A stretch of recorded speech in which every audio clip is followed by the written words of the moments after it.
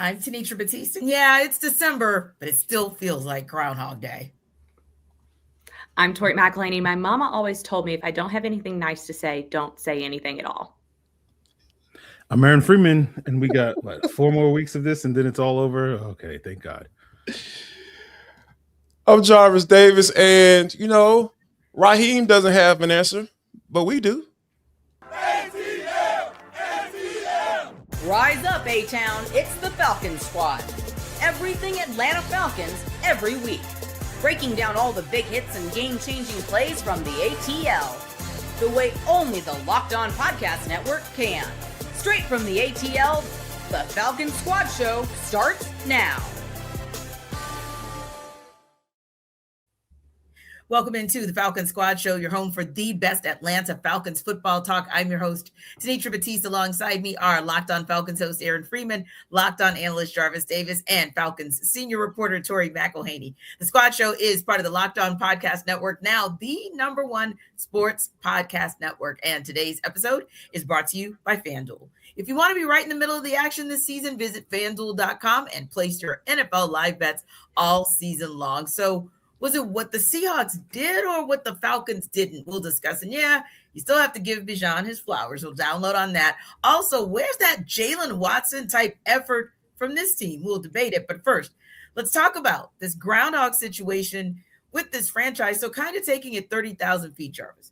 The Falcons locked up another losing season and were officially eliminated from playoff contention with Sunday's 37-9 loss to the Seattle Seahawks. But maybe the biggest pain point is that we're looking at the fact that Atlanta lost for the 7th time in 8 games.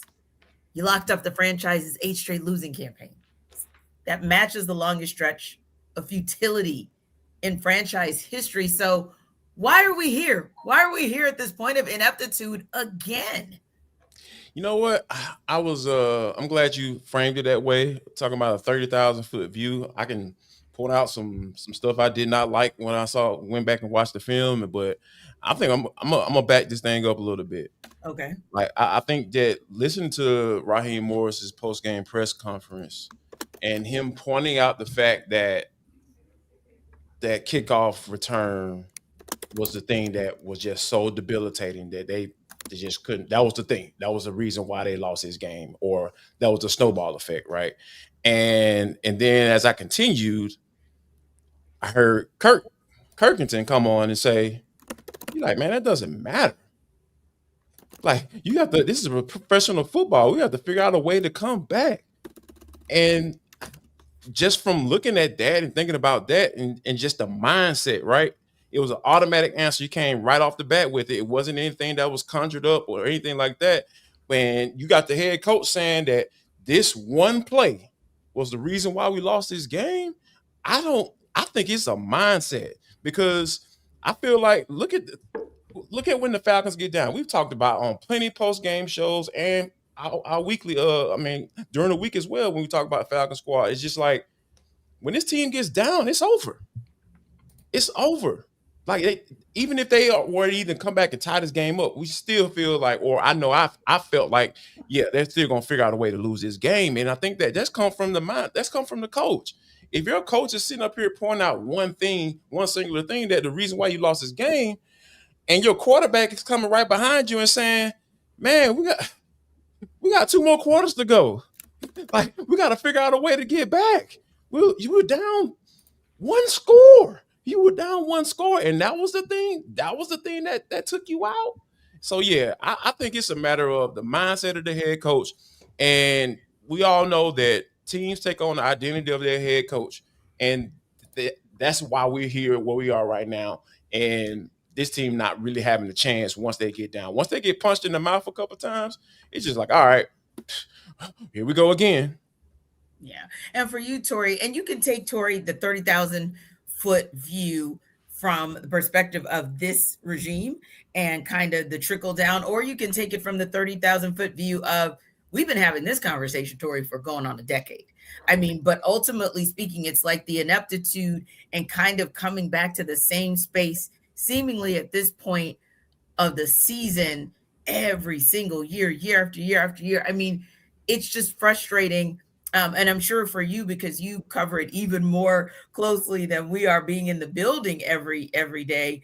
I mean, but you just have to ask that question, like, how did we get here again? Like the ineptitude, where once again, Tori, we started this season off very, very encouraged by what we saw in the draft, encouraged by what we saw in the pickups in the offseason, what we saw in training camp, all of the above. And even when the Falcons took an L to the Bucs, shake that off. Maybe the Bucs were a little bit readier. But again, Tori, 4 weeks left to the season, and here we are. Yeah, I think that the bulk of frustration lies in the fact that there was an understanding, or at least a hope, that issues had been fixed. Yes. So pass rush, you saw what they do. They try and fix the pass rush. This whole quarterback situation where they go and sign Kirk Cousins, Michael Penix Jr., whether or not you believe about the way that they went about doing it, their logic in doing it was that they didn't want to get into the same situation that they had in the final Matt Ryan years, where they did not have a succession place in play at all. So there were these things where you felt that they were fixing issues that had been plaguing the team and the organization for years. And now you get into the point where even like halfway through this season and now in the back half of this season, it's like those fixes, those attempts to fix things didn't pan out. Yes, the Falcons have a pass rush right now, but they're still losing games. Yes, you're excited about what this defense has done, but you're only excited about what that first half defense did yesterday, not what the second half defense did. You were excited about what you had in Michael Penix Jr., and now you don't even know if you're going to be able to start the season next year with him. So even something as simple as receivers, like who would have thought that at the end of last season, you had your core group of receivers returning, 3 of whom were guys who had career years in 2024.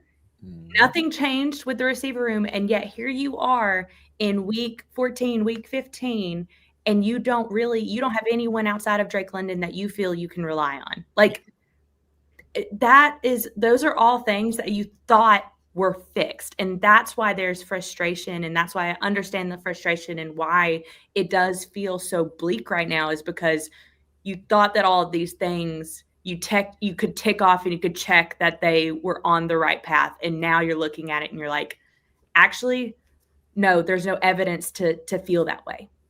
Yeah. And I think you make a great point, Tori, about how we feel and kind of like what you're looking at, juxtaposing it to last season with the Falcons, but then even juxtaposing it to this season with the Seahawks, because they're a team that has talent in the similar space that the Falcons do. And they're a team that, and granted, they won more games last year. They won 10 games last year. So you knew they were kind of trending up just a little bit more, or had the opportunity to trend up just a little bit more this year. But they also have arguably, if not the most difficult division to run through, maybe, 1, 2, 3, if you will.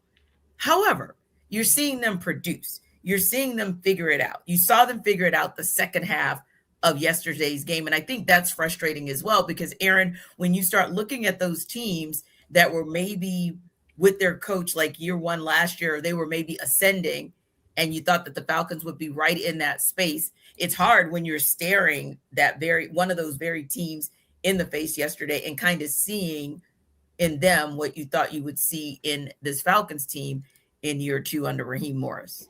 Yeah, I mean, it's interesting that you juxtapose these two teams because, they hire Mike Macdonald during that same coaching cycle where the Falcons hire Raheem Morris. Mike Macdonald coming off the year in Baltimore where he produced one of the best defenses in the NFL in 2023, and then goes to Seattle. And the main reason why that Seahawks team last year, as you mentioned, won 10 games was mostly because of their defense, not necessarily because their offense wasn't particularly high power. They obviously had their moments with Geno Smith and DK and all those guys, but then they get to the end of the season and Mike Macdonald's looking at the offensive performance and saying it's not good enough. And so they kind of clean house and they kind of remake their offense with Sam Darnold and Jackson Smith and Jigba and Cooper Kupp, and they bring in Clint Kubiak quarterback as an upgrade to Ryan Grubb. Mm-hmm. And you're seeing that sort of pay off for that team. They had one of the best offenses in the NFL during the month of September. And it's sort of fallen back down a little bit more to earth, but it's still one of the better offenses in the NFL. And then the Falcons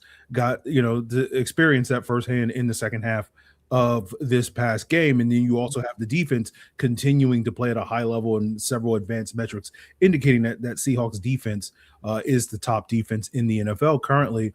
And so you see a Seahawks team that is living up to the expectations based around what they want to be, which is a good defense with a high-powered offense, and that is allowing them to win a lot of football games, as you mentioned, in a tough division. And meanwhile, the Atlanta Falcons have not been able to figure that whole thing out. As Jarvis says, this team struggles to deal with adversity, as they saw in that third quarter, and that has been a consistent through line throughout this season, that they play a good first half, and then the third quarter hits and they're terrible in the third quarter, and then maybe they put it together in the fourth quarter to make it a game late, but they haven't been able to finish those instances. And obviously yesterday they were not able to get it done really either in the third or fourth quarter of that Seahawks game.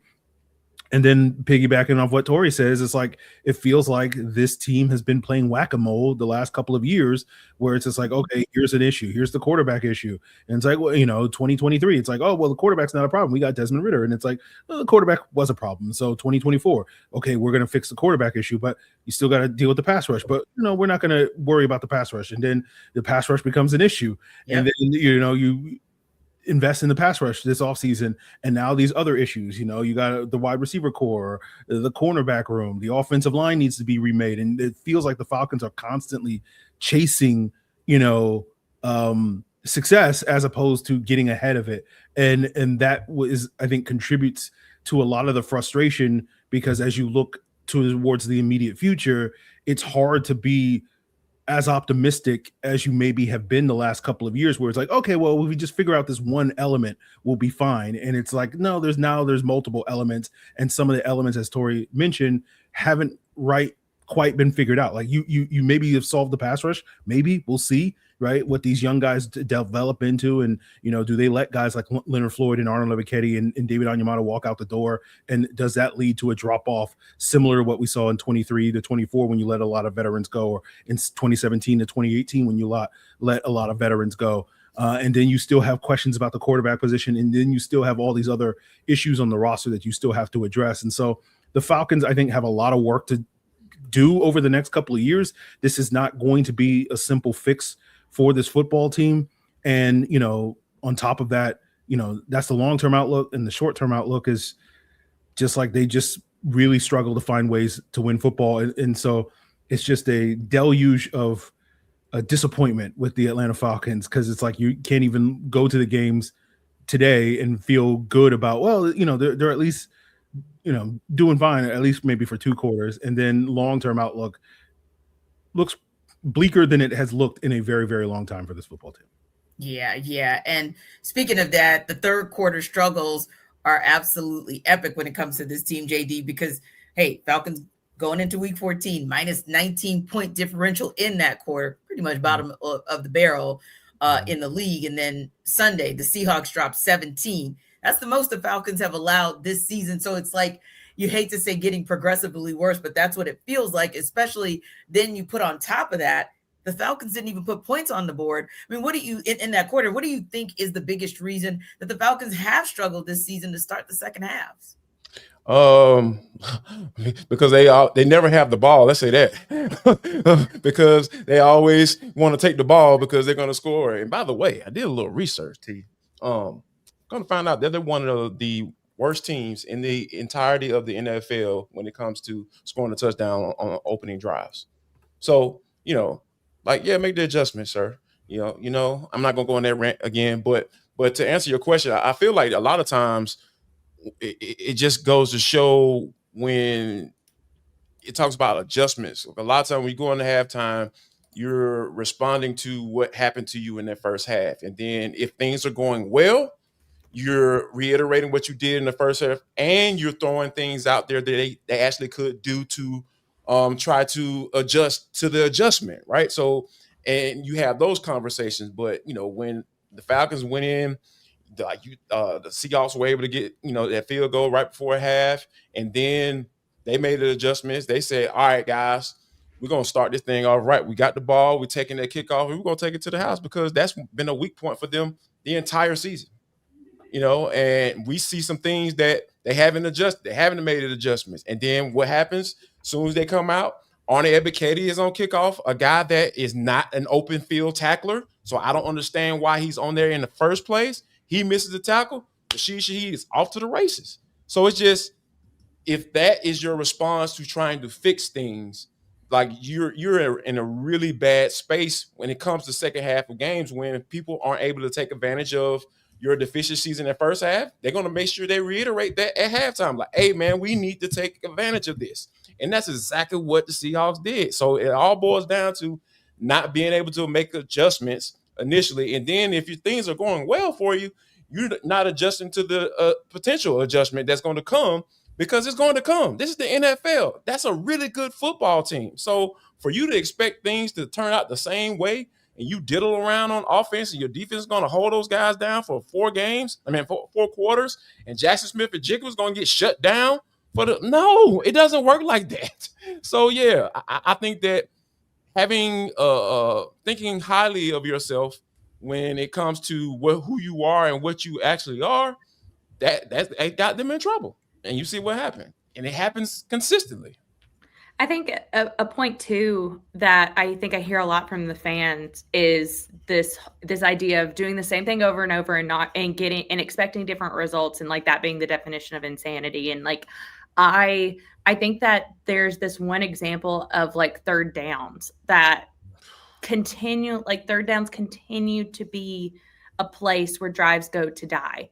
And they were 1 of 13 yesterday on third down. And I mean, ultimately, like, that's not sustainable. We've seen now since week 8, the Falcons have one of the worst, if not the worst, third down offenses in the league. Like, they put up arguably, I think there's a stat that yesterday was the worst third down conversion percentage that the Falcons have had since 1991. Yes. Like, the thing about it is like these issues, like on third down, these issues on kickoff return, like some of these issues defensively where they're kind of like not really standing tall when they need to, like none of this stuff is like new stuff. Like, and I think that's why there is like so much frustration, is that like these problems are issues that we've been talking about since before the bye week, like, and in the weeks thereafter. Like, we're now going into week 15 and we're still talking about the same things. And I think that's like where I have a lot of empathy for the fans right now, because if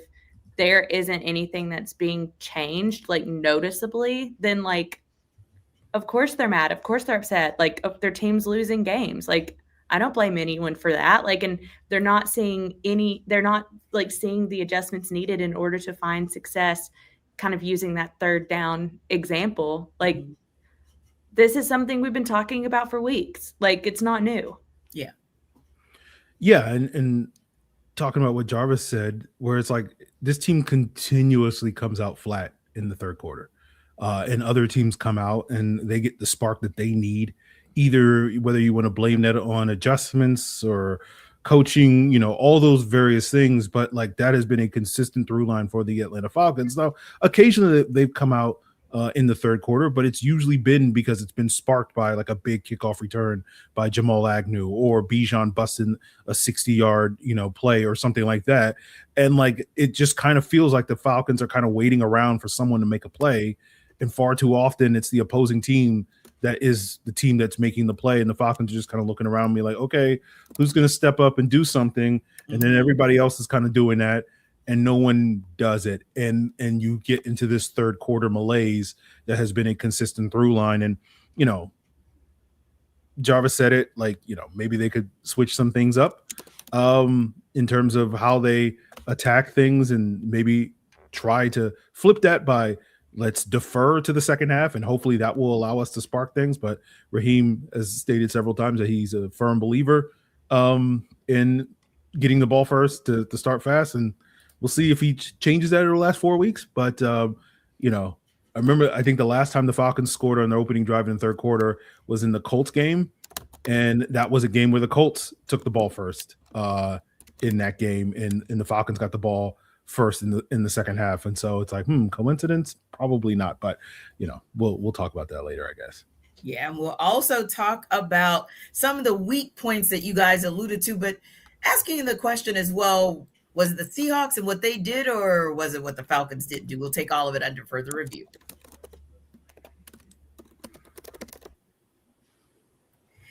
This episode of our Falcon Squad Show is brought to you by Aura Frames. The holidays are officially here, which means gift hunting season is on. And if you want something meaningful, personal, and guaranteed to get a reaction, Aura Frames is the gift that delivers every time. It's not just something you wrap, it's a way to share memories. So because Aura isn't your average picture frame, you can preload the frame with photos before gifting it. So when they plug it in, the memories are already there. No apps to figure out, no setup headaches, just instant smiles.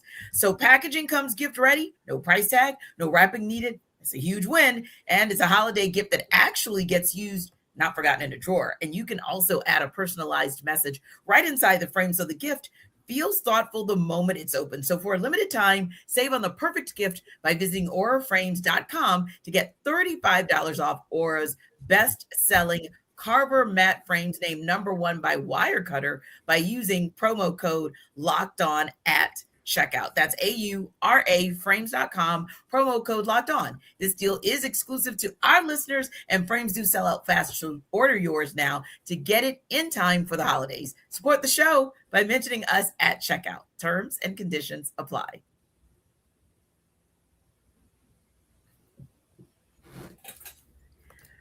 So first and foremost, we want to just thank you guys again for rocking with us, especially because we know it's been a challenge this season, but we appreciate you making the Falcon Squad Show your first listen of the day, and also want to thank you again for making Locked On the #1 sports podcast network. Now, we kind of touched on special teams yesterday, which wasn't so special again, but at post-game, we talked about that. Poor play calling, the kickoff return to start the second half. But what we didn't get a chance to talk about, and Tori, we want to get your thoughts on this as well, is Zane Gonzalez missing that 50-yarder, booting the kick out of bounds to give Seattle the ball at the 40. I mean, I was doing some research and just kind of reading up and listening, just trying to figure out what exactly went wrong on that particular kick. And the consensus was snap to hold to kick time. Way too long, in addition to, of course, weak blocking. Again, something that we shouldn't be talking about in week 14. But it does beg the question, A, why are we having this conversation again this deep into the season? And B, are we at a point where you keep Gonzalez, or do you throw Craig out there to see what he's working with for the rest of this season and potentially next? I mean, I think in terms of like special teams issues, like there are bigger fish like than what Zane Gonzalez is or isn't doing. I think that he's the third kicker that this team has run out there this season. Like that's kind of par for the course. It's what you get. And I think that like the blocked field goal, like at the end of the day, I'm not really putting that at the feet of Zane Gonzalez. The kickoff returns, I'm not putting at the feet of Zane Gonzalez. Like there's again, issues within like blocking and tackling and fundamentals and lane integrity that we're talking about here. And that's like, I don't think that making a move to like Lenny Krieg is like going to change anything. I still don't think that Lenny Krieg is ready, just based on the fact that the Falcons went through how many like tryouts, and bringing different guys in, and how many kickers they've signed over the course of the last, season. If he was ready, he would have been ready like 2 weeks, 3 weeks, 4 weeks ago. So I'm not, in terms of the special teams conversation, like Zane Gonzalez and the kicker, like the kicking situation is actually a little further down right now for me. Yeah, because like you said, when we look at some of the decisions that were made when it comes to blocking, when you look at snap to hold to kick time, like he's not determining what the length of that time is by the time the ball gets to him for him to kick. So yeah, those are where I'm seeing Free, like, why are we having those fundamental conversations at this point in the season? But I think it's because of what Tori mentioned. the bigger picture of the bigger issues on special teams? Yeah, the special teams has been an absolute mess. That's the kindest way we can describe it. And I think Tori's right, where it feels like at this point in time when Zane Gonzalez messes up, it's like, okay, well, that's par for the course. Like, okay, the Falcons going to mess up at some point on special teams. And most of the issues with Zane Gonzalez are not necessarily on Zane Gonzalez, as she sort of pointed out there. And I think Zane has played well enough that he should be in the mix next year. He should be brought back to compete for the kicking spot. Obviously, I don't think he's done enough to be like, oh, he's our guy for the next 5 years or anything like that. But certainly, I think probably is the front runner / incumbent going into 2026. Whether Lenny Krieg is in that mix, I think is still an open question, because piggybacking on what Tori said, like the fact that the Falcons haven't really tried him out there tells me that they took a flyer on a developmental kicker. And whether that development is going to manifest at any point in the future, I think is very much a toss-up at best at this point in time. So I think there's a real possibility that the Falcons could have 3 kickers on the roster going into training camp next year. And, Lenny Krieg is one of them, but probably not necessarily the guy that's in the mix. And so you bring in another guy to directly compete with Zane Gonzalez for that kicking spot. And hopefully, you resolve whatever the issues that are going there right now. So I feel like that's kind of how you manage the kicking situation. As for the rest of special teams, with the exception of Liam McCullough, now a proud father, I just think you take a grenade and just toss it in that room, close the door and blow it up, and then, let the bodies hit the floor, so to speak, and then, just completely tear that whole thing down. And so it's like Zane Gonzalez, Liam McCullough, you're good. Everybody else, you can go at this point in time to address those other issues, but we'll see if that results in the positives that we needed to happen.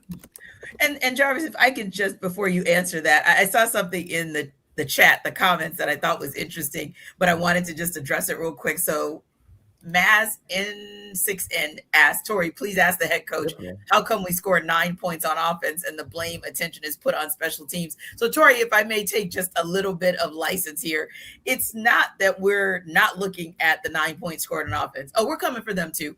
But the point is, when there's conversation throughout the course of the week. Hour. Yeah, exactly. Like, yeah.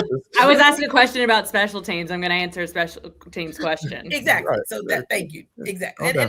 And I want to say this too. Like, we're equal opportunity in giving you your flowers or telling you where you went wrong. Like, we have no problem talking about that. But it's interesting if you look back at some of the questions or some of the conversation or the concern last week, a lot of it was around special teams, right? And when conversation happens, and I apologize, I forget the name, but questions being asked of the special teams coordinator or questions being asked about special teams, and specific guys are mentioned from Seattle's special teams unit, that's when there's a challenge there, right? And I think too, again, you're talking about a game that's 6-6. So really neither of these offenses is really doing a bang up job in the first half. So what makes the difference? A kickoff return for a touchdown, 100 freaking yards to open the third quarter with a team that is absolutely bereft of success in the third quarter throughout the course of the season. So that's why we are spending time on special teams, because the third phase matters. It matters in a game that's 6-6 for a team that's desperately in search of a win. So no, we'll come for offense in a little bit, but this is one of those where you do have to talk about it, because again, Jarvis, when we start thinking about a snap, a hold, kick, and the time that it takes to get that in place to the time that Zane Gonzalez actually has to kick the ball, or we're still talking about, like Tori was saying, we're talking about blocking, and then we're looking at not just that kickoff return, but you made a great point. You put Arnold WKT out there to do something, and that's kind of what happens. So it's also the schematics that are still troublesome at this point in the season. Also, Tenitra, sorry, Jarvis, before you start going, I will say, like, we're talking about special teams because the fact of the matter is that over the last 2 weeks, you've left 10 points on a 10-point swing on the board or off the board because of special teams blunders. You muff a punt on the 7-yard line that allows the Jets last week to score. You miss a field goal last week. You get a blocked field goal this week. You have a kickoff return for a touchdown. 10 points versus the Jets, 10 points versus the Seahawks. 10 points matter in this league. 20 points over 2 weeks matters in this league. That's why we're talking about special teams. Yeah. And you boot a kick out of bounds. You give Seattle the ball. You might as well say 40-yard line. Yeah, exactly. So you automatically, right. You want to talk about flipping the field. You want to talk about if flip the field was an example or a person. Well, there it is. So yeah, Tori, you're right. When you start talking about the subtle differences, also, I'm sorry, Jarvis, just one more thing. When you start talking about going from good to great, or you start talking about going from bad to good, these are the little things that take you from bad to good, or from good to great, or that take you from good down to bad. These are the things that Seattle did that allowed them not just to win that game, but allowed them to stay in the conversation about being at the top of their division. And actually, after Chicago Bears lost yesterday to turn things topsy-turvy in the NFC, it keeps Seattle in position to potentially be the number 1 seed. That's why you talk about special teams, because when you start thinking about the trickle down, it's that little thing that makes a team go potentially from good to great. Yeah. And the thing, when it comes to that, like, it's a reason why it's 3. We talk about 3 phases. If you win 2 out of 3 phases, more than likely you're going to get the dub. You know, and so Seattle, it's safe to say Seattle won the defensive phase of the game, and their special teams, they won special teams, and their offense didn't start clicking until midway third quarter after that special team debacle. So when you think about it from that aspect, it's like it can be the difference maker in winning a football game. And of course, and for sure it matters. And it also matters when it comes to roster building, guys who aren't starters being good at special teams. Josh Woods, man, I go to bat for that man. That man is out there playing. Yeah, I'm so glad he was back on back on special teams this week, because when you think about, guys not being starting caliber guys, right? We know they're not starting caliber guys. You better bring some doggone value to your special teams. Which brings me to the question, why is JD Bertrand on this roster? Why? We know he's not a starting caliber player. And watching him on special teams, he doesn't touch a soul. How is that possible? The man is 5 yards from you before the ball is snapped. So how do you not get even breathe on the man? Breathe on the man to help you return Jamal Agnew out. You don't touch the man. And if you look at it, really take a look at it, you can see if you make that block, he might actually get a decent return. Or he might take it to the house. So I just think that there's just, and Felipe Franks not blocking. Like, come on, what are we doing? This is why you're on the roster. This is why you made the roster. Not for getting up under center and doing quarterback sneaks on third down when everybody in the building know you're going to do it, and throwing a toss to Tyler Algier. As you can see, I'm still touched by that.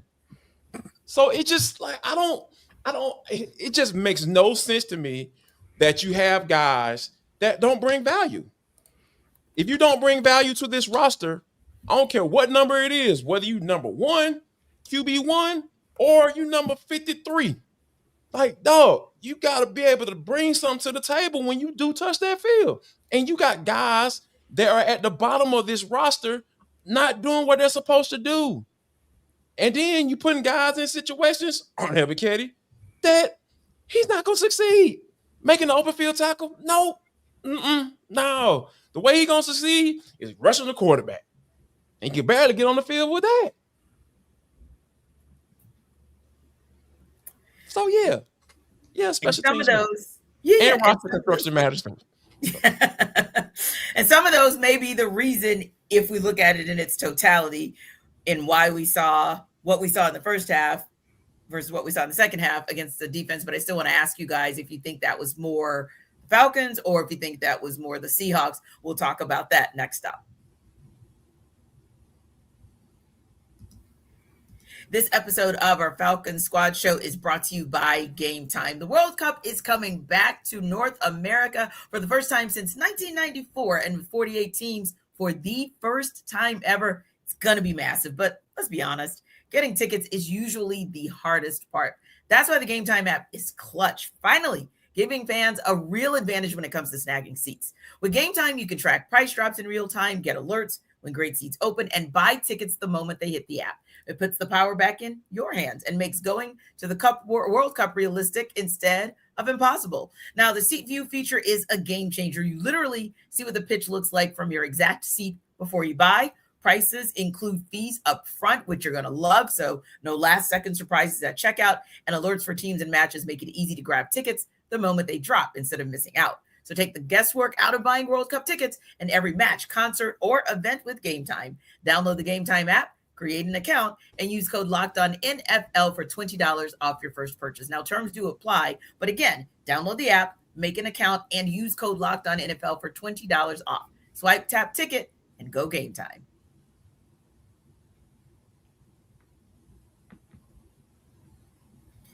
So, Aaron, we talked about it a few minutes ago, the fact that the Falcons allowed 6 points in the first half, tied for the fewest the team has allowed in the first half this season.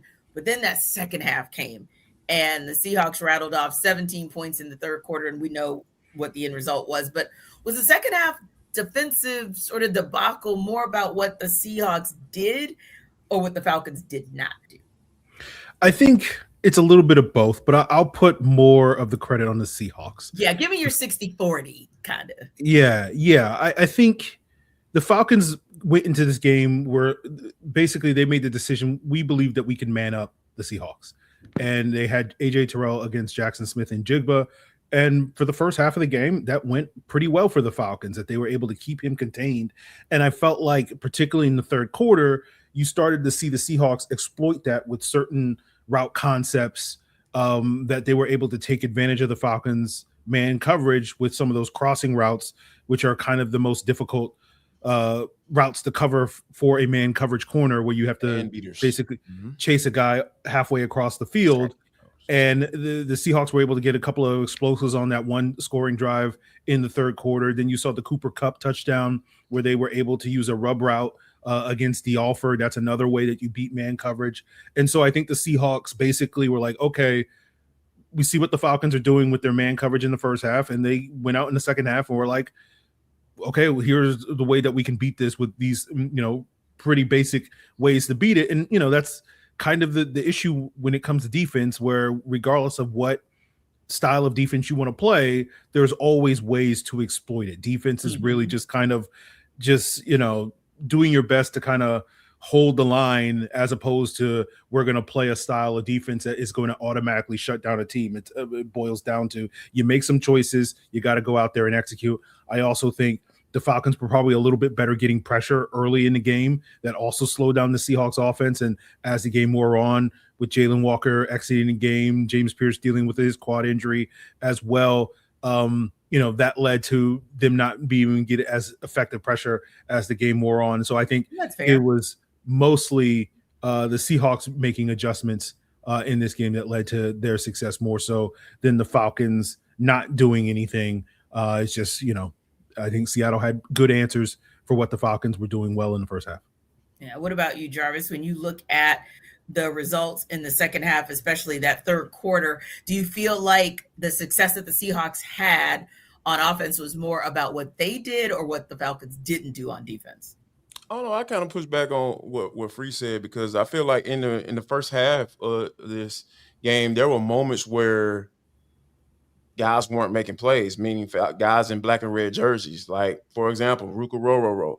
If he puts Sam Darnold on the ground and finishes that play and get a sack, they might not get to put themselves in position to get that 10-point swing like Tori talked about earlier, right? So, it's just those things. And then, just it putting guy. I feel like Brandon Dorlus was missed in this game, because Rook was put in a position to where normally Brandon Dorlus would be, which Dorlus thrives in, being able to fluctuate from that that 3 tech out to maybe a 4 hour or 5 tech, in the base defense. I feel like Doris flourishes in that. Rukaroro, that's not his game. That's not his game. He, as far as against the run, those are some of the things that he has to work on. And you're not going to get better by playing football games doing it. This is going to be something you got to work on in the offseason. And I think that, when you think about it from that aspect, that's a big part of it for me.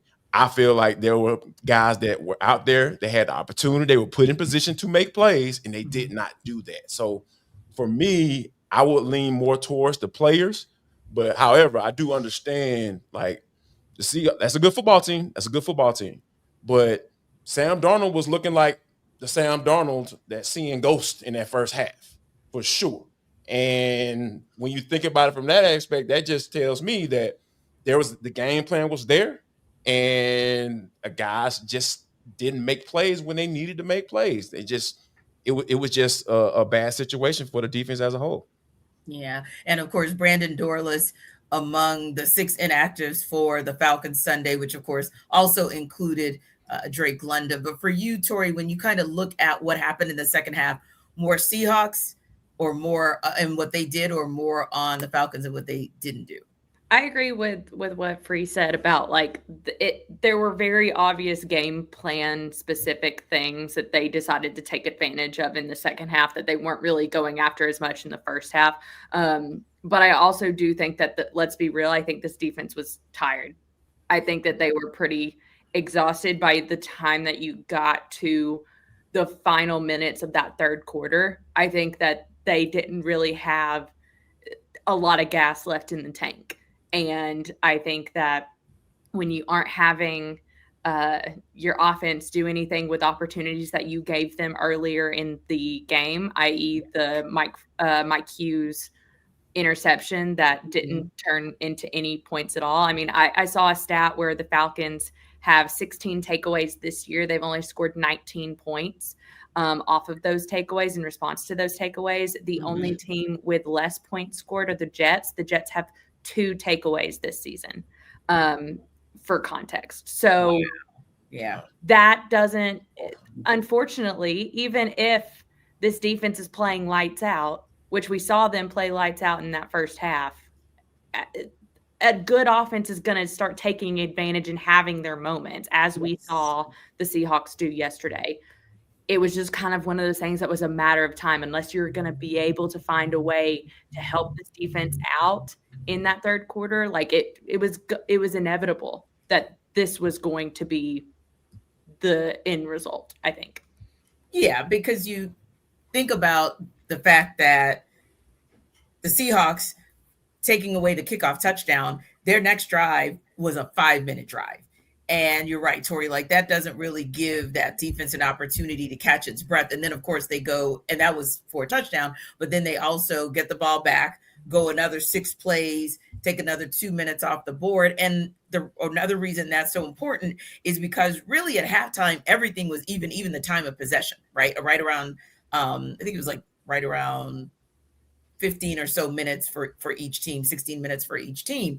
But then you come back and you start looking at the time of possession in the second half. And particularly, as you mentioned, that third quarter, you start wearing that defense down, and then you start to see the results. And that's why they're also able, the Seahawks are to tack on another 14 in that fourth quarter, because now they're cooking with gas. And in the meantime, they're just running and wearing down that Falcons defense. So when you look at it, from the perspective, and I wanted to ask about this as well, like with Divine Diablo, he made an interesting comment, but it was talking about returning to the field after a turnover. And he said, quote, honestly, we just all got to get on the same page. I got out there trying to defend every blade of grass. That's just how I play. You got to want it as a team. That's all I can say. And let me just preface by saying this. I'm not suggesting that Divine Diablo was calling out anyone in particular. And as I mentioned, he was talking about a particular situation, but I'll be honest, Jarvis, it made me think about the want to part as well on defense in the second half, as you start to see, like, you've given your offense every opportunity in the first half to do something, and they don't do something with it. And you kind of say, okay, the want to it was a question of mine as well. but mostly for the defense for the second half. But the 1-2 for the other two phases, I felt like it just wasn't there the entire game. Yeah, I think that when you look at this offense and kind of where they are, there were moments even to start the game off. Even though I feel like Bijan Robinson had some good moments. Like he gave us some blue magic, right? It was there. It was out there. Oh man, it was great. It was great to watch. But there are also some moments where if you take just a little bit more time to kind of set up your block, you might turn a +7 or +8 into a +40, because it seemed like he just wasn't there, to start the game. He was being himself, right? He was being himself, but there were just moments. And then there was that other moment where he fumbled the ball, and that that speaks to this team. It speaks to having that want to. I'm not saying that Bijan doesn't want to be out there. No, not saying that. But your play says that. Your play says not necessarily that you don't want to be out there, but your play says that you're not focused. You're not locked in. Why are you fumbling the ball in your own territory when you are trying to put points on the board? You're trying to get back into this game. It just speaks to the mental aspect of this team as a whole. Like we started when we jumped this bad boy off. The head coach up here saying like, man, that one play, woo, that knocked us out right there. I was like, bro, you still had 14 minutes and 30 seconds left in the third quarter to go. So that's it, and he was even asked about being able to say certain things like in those moments. And he was like, man, players got to play. Really? So it's all on the players. You done your job, like leading up to it. Oh, I made sure I got the schedule out for this week and practice and film study and all that stuff. I've done all I could do. No, it don't work like that, Jack. Head coach is always thinking about, okay, what about this scenario? You're playing out whole different scenarios in your head as the game is going along because that's what you're supposed to do. That's what you're supposed to do. So yeah, it just when you think about the mental makeup of this team. Yeah, you're going to question a lot of things if you have any type of sense. And that's why I question a lot of things because I saw an edge player who's been in this league for a long time, one of the best pass rushers in the last 5 or 6 years, get blocked by a wide receiver. Why? In what world is that supposed to happen? I'm just saying. You can argue against it if you want to, but I'm only going off of what I see. And I wouldn't mind being wrong about that one in particular. I think there was a moment it may have been the fourth quarter where the Halo board showed the defense kind of coming off of the field. And I felt like that moment, seeing kind of Leonard Floyd, seeing Jesse Bates, seeing kind of these leaders in your locker room look as dejected as they did. Now, I'm not saying they shouldn't feel dejected and they shouldn't be, but that was very evident to me where this team was on this day, where it felt like at a certain point in that game, it was like everybody was just like, let's get it done. Let's move on. Let's, but then there was still 13, 14 minutes left in the fourth quarter. And I think that's what's they're officially eliminated from playoff contention officially. And and then again, it's extrapolated because you had the Carolina Panthers last week beat the Rams. And then you had the New Orleans Saints this week beat Tampa Bay. So you're seeing that this NFC South was I said this on the podcast last night, it's ripe for the taking. And you went into this season thinking that the Falcons were going to be the ones to take it, should have been the ones to take it. And I think that moment of seeing the defense kind of walk off the field and looking as dejected as they were was evidence of A plus B equaling C. Yeah, I think, the Seahawks took advantage of the opportunities that the Falcons gave them, and the Falcons did not take advantage of the opportunities that the Seahawks gave them. And I think a lot of that is just owed to the Seahawks being a much more locked in, detail-oriented team that is able to do the things, all the little things that we're talking about that seem like nitpicks, but these are the things that if you consistently do them as a football team, they add up over the course of a game of 130 plus plays or whatever it is that help you win football games. And that has been an issue for this Falcon team throughout the entire season. I think that got exacerbated against this Seahawks team in large part due to how good this Seahawks team and kind of the polar opposite of the Atlanta Falcons in that regard, in terms of being a really detail-oriented football team. And you just kind of saw that culminate in this team, and it just kind of felt like at a certain point, like they just did not have the energy in the second half to go out there and really put up the fight that you wanted to see this team do, to Tori's point. And I think that's just kind of been a through line throughout the season, and just sort of, winning one game in your last 8 games, I think, leads to that sort of mental approach or lack thereof. Yeah. Well, we will try our best to end on a high note when we come back.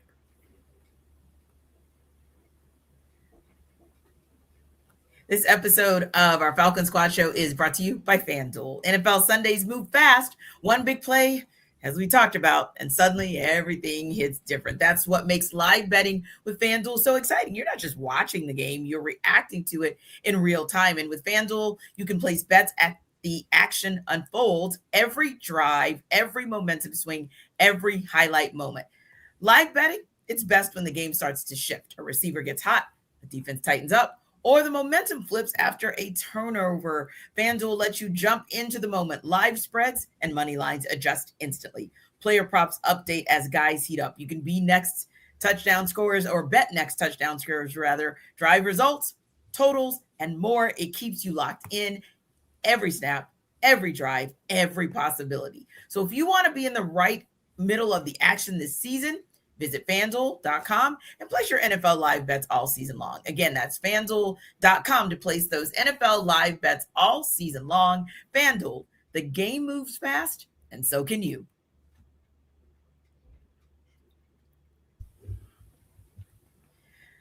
So, Tori, albeit in a losing effort, Bijan Robinson fumbling the ball, that was a tough one. But we do have to kind of look at the fact that he finished with 86 rushing yards on 20 carries, became the third player in NFL history with 3,500 plus rushing yards, 1,500 plus receiving yards through 3 career seasons. So we at least want to give flowers and just talk about the contributions of Bijan Robinson to this Falcons offense so far. Yeah, I mean, this Falcons offense isn't the same without Bijan Robinson in it. Yeah. And I think Bijan Robinson is a needle mover for any team that he's on. It wouldn't matter if it was the Falcons offense or any other type of offense. I think Bijan Robinson is that special of a player.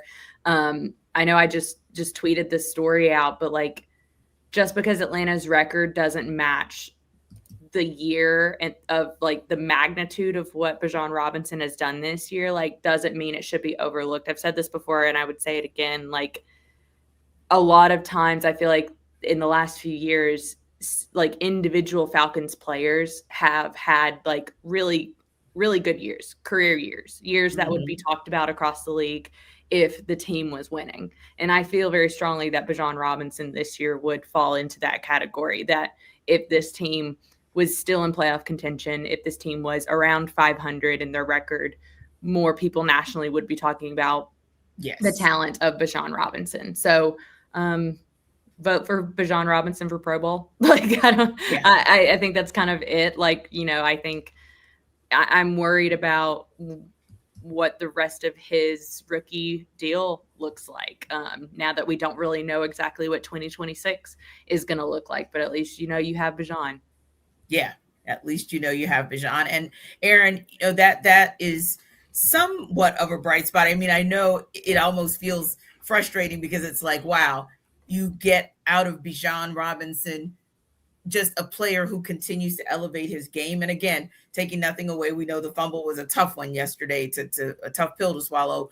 But ultimately, you still have to give a lot of credit to what Seven has been able to do. And like Tori said, you really don't have the possibilities that you can, or coming into this season without a Bijan Robinson doing what he's doing. Yeah, we've seen it throughout the season. On any given Sunday, Bijan Robinson could be the best player on the football field and one of the best players in the NFL. unfortunately for the Falcons, they haven't seen that enough to compensate for the other issues this upcoming season, but that's not meant to take away from Bijan or to denigrate the rest of the team. It's just like we knew he was a special player when the Falcons drafted him. As I joked many times over the years, it's like there's two types of people in the world. There are Bijan Robinson fans and those who haven't watched him play football yet. And so the instant you watch him play football, you immediately become a fan of his game. And we've gotten to see some really high highs from him where he's made some incredible plays, similar to what we saw for a decade here in Atlanta in Julio Jones. And hopefully we'll continue to see that in the coming years. It's just unfortunate that a lot of his success, individual success, is, as Tori said, being kind of overshadowed by the lack of team success that the Falcons are currently having. And hopefully brighter days are ahead for Bijan Robinson and this Atlanta Falcons team. But you just got to appreciate what you get from Mr. Walk on Water, Mr. Blue Magic at this point in time, because nothing else is promised for you. So it's just like, okay, well, at least I get to watch this guy play football every single Sunday. And that's something. It's better than nothing, I guess you could say. And for you, Jarvis, when you look at Bijan, I mean, at least there's one bright spot on offense that's pretty much consistently bright, right? Bijan Robinson, last time I checked, he is the offense team. What else is there at this moment right now? Looking at that game yesterday, feed Bijan Robinson more. Well, he did have 20 carries for 80-some yards, average about 4 yards a pop. I mean, that's pretty right on brand, but man, so he should have got 30 carries, probably, because there's nothing else that you can count on this offense. You can't count on Kyle Pitts. He'll give you moments. Yeah, that dime that Kirk Cousins threw to him, he caught over the shoulder. That was amazing. But you got him not fighting for balls and, dropping the ball, going up for the ball with one hand, and the defender not even holding your other hand. Why are you going up for one hand? Worst case scenario, they throw the flag if you do that, right? Because he's so close and close quarters with you. So I think that, Bijan deserves a lot of credit, right? He has to be perfect in order for this team to get wins. So, and yesterday was a moment where you look at it and you say, dang, man, he shouldn't have fumbled that rock. But, man, he can't make no mistakes. And the answer to that question is no, because this team is not good enough to overcome mistakes. Yeah. So I saw something last night in the Chiefs-Texans game that was really interesting to me because, man, Jalen Watson put a hit on Jalen Noel. It was like the most beautiful, tackle. It was just, and what I saw in that was two things. Number one, Noel's fighting for that ball for his life. Number two, Jalen Watson is like, not today. And it was just two teams that down to the wire, they understood the importance of the game. And it seemed like no matter who was on the field, because I think it might've been the first play that one of the O-linemen for the Chiefs went down and his replacement came in and played a stellar game. I say that to say it felt like that either one of those teams just kind of never gave up. But I'm sorry, there were just moments where it felt like, and even the illusion of what Divine Diablo was, kind of saying was like, all right, this team, are we looking at a team that, and again, you guys can answer this how you please and if you want, but it feels like, okay, has this team already tapped out? Are they tapping out on each other? Are they tapping out on Ra? And is there a way to reset that? I mean, what are you guys seeing? I think for me, I'm not going to sit up here. It's hard for me to sit up here and look at guys in the professional league and say that they quit. But they and I don't want to be that strong. Yes, they've lost hope. There is no hope. Like, what are you playing for at this point? Because Raheem Morris can't sell them on, hey guys, we got to go out here and get a win because we know that we're fully prepared and we got all the details down pat and we know that our offense is going to carry this team like we were sold on coming into the season. That's out the window. So I feel like right now, these guys have lost hope. And basically, everybody playing for contracts at this point. And you're going to see, as we go down the stretch, who who wants to be here, who doesn't really necessarily care about being here, who wants another contract, who doesn't really care if they get another contract with this team. Let me walk in free agency. So you're going to see some different actions, I think, coming down the stretch. But I won't say they quit, but they definitely understand that, man, this season is a wash. Yeah. I'll just say this. You hope that this team can show a little bit more fight on a short week against a divisional opponent. But it feels like for the last 8 weeks, we've been like, oh, you hope this team shows a little bit more fight, coming up this week and can sort of get that spark to turn their season around. And you thought maybe with the Saints win, beating a hated rivalry, that, that might be the spark for a strong finish late in the season. And we haven't gotten that yet. And so you just hope for that, again, for the fans out there that are still watching the game, still hoping for something for the future. You just hope you get some type of product that makes you feel like you don't waste your Sundays watching this team or this upcoming Thursday night watching this football team. But, based off of what we've seen over the last 2 months, there's just not a lot of hope right now for this football team. And again, maybe they can put up a little bit of a better fight. But again, we've been saying that for 2 months and it hasn't really quite delivered on this front, particularly over the last couple of games. So we'll see if the Falcons, have quote unquote quit or given up on the season, or if they still have a little bit more fight left in them. Yeah, a little bit of pride as we wrap up the final 4 weeks of the regular season. Well, thanks to our everydayers for making the Falcons Squad Show your first listen of the day. Be sure to stop by Locked On Falcons with your host, Aaron Freeman, as your second listen. You can catch Jarvis as a frequent contributor for Locked On Falcons, and check out some of Tori's great work at AtlantaFalcons.com. The Falcon Squad Show and Locked On Falcons are part of the Locked On Podcast Network, your team every day. We will see you next time.